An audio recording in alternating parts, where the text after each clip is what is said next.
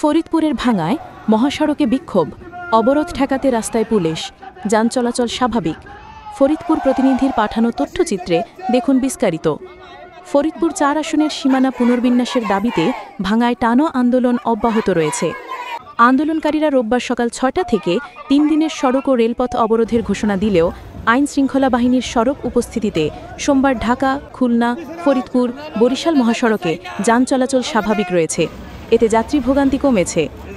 জানা যায়, পুখুরিয়া, হামিরদি, আলগি, মনসুরাবাদ ও ভাঙা বাসস্ট্যান্ড সহ ২০টি পয়েন্টে নিরাপত্তা জোরদার করা হয়েছে।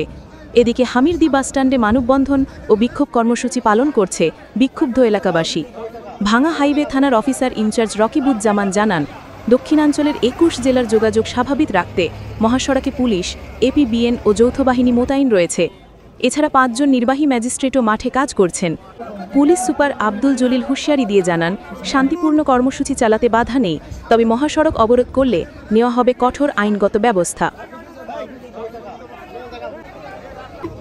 হামিদি আর আলগি ভাঙ্গার হাতে সংযোগ না দিবে তবাত আন্দোলন চলবে। নাগরিকান্দা যাব না, ভাঙ্গা আছি, ভাঙ্গা থাকবো।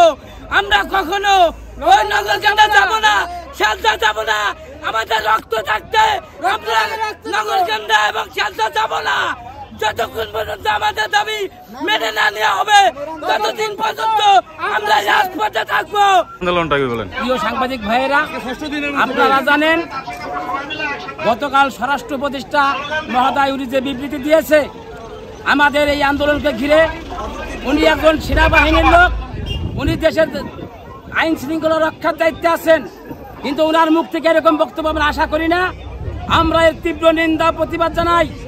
আজকে ৬ম দিন আমাদের আন্দোলন, আমাদের দাবি আদায় না হওয়া পর্যন্ত আমরা কেউ ঘরে ফিরব না।